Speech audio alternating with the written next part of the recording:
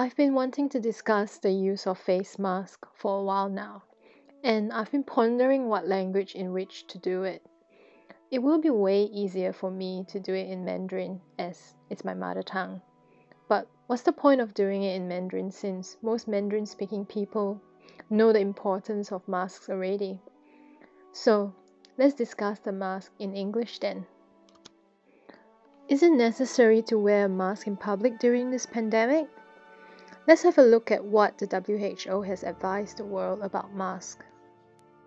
So, we're advised to wear one when we have COVID-19 symptoms or looking after someone who may have COVID-19. Why are we not advised to wear it other times? Well, seems like it's because we don't have enough masks. But to be honest, I've learned not to rely on the advice of the WHO due to how it has repeatedly misinformed the world during this pandemic. If you think I'm prejudiced against WHO, take a look at a quote from Dr. Ashley Bloomfield.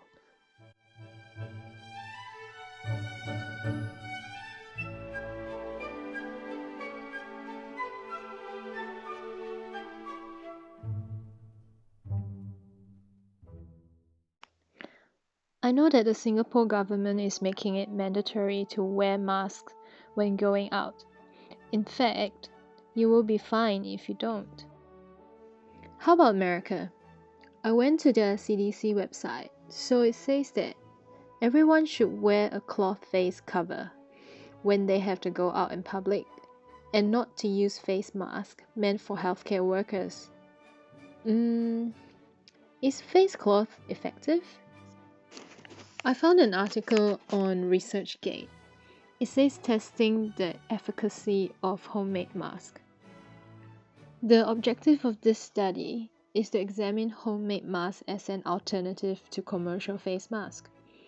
Several household materials were evaluated for the capacity to block bacterial and viral aerosols.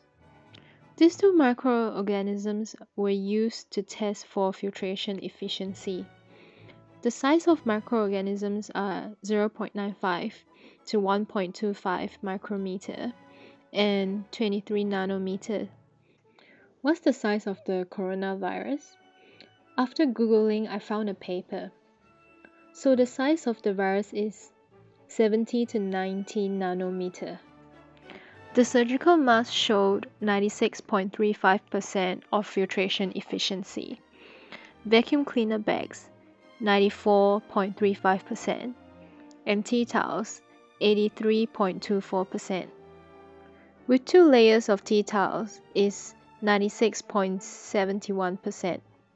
However, the pressure drop shows how comfortable the material is. 10.18 for vacuum cleaner bag, 7.23 for 1 layer of tea towel, and 12.1 for 2 layers, making it very uncomfortable for one to wear. Another experiment was done in a cough box.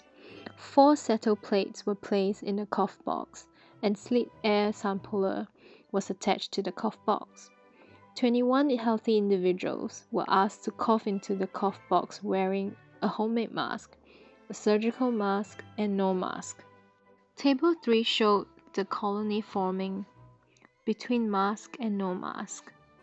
When volunteers were not wearing a mask and wearing a homemade mask, not wearing mask and wearing surgical mask. Under sampling method, there is no significant difference between wearing a homemade mask and no mask on the settle plates. There is a difference in the air sampling between a homemade mask and no mask.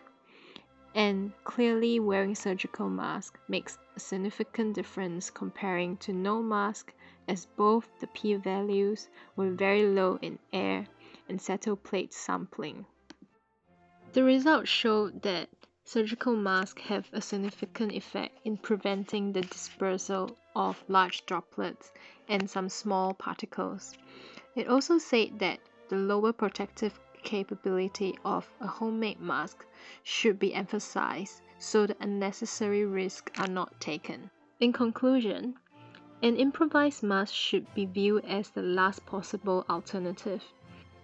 The use of homemade face masks is not recommended as a method of reducing transmission of infection from aerosol. As far as I know, humans can produce respiratory aerosols by several means, including breathing, talking, coughing, sneezing, and even singing. So what have we learned? No mask is bad. An improvised mask is not great, but better than no protection. And a surgical mask is way better. So it seems like surgical mask is the way to go. But we all know we have a shortage of masks in the world.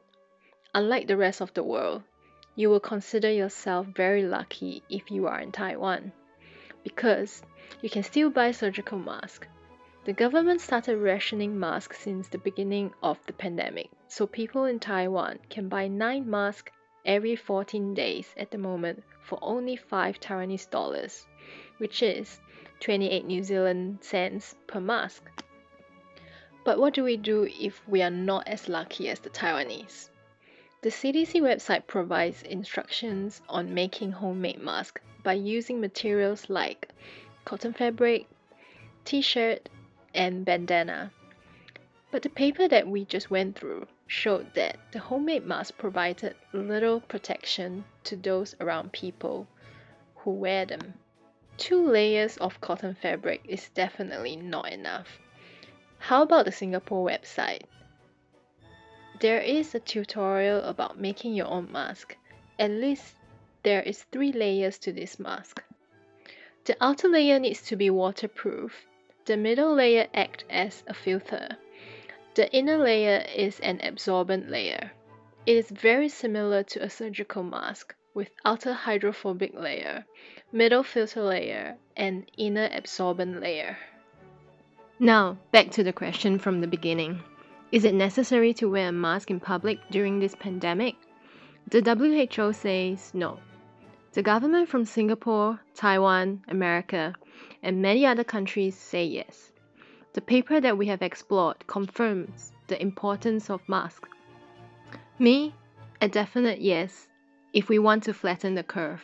I really hope that, like other countries, we in New Zealand will be required to wear masks to combat this pandemic. Previously, we were not encouraged to wear masks, and the reason was because not many people know how to wear one properly.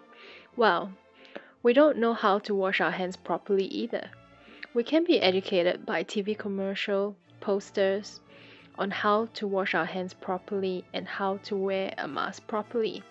Then, we can protect ourselves and others by using masks and good hand hygiene.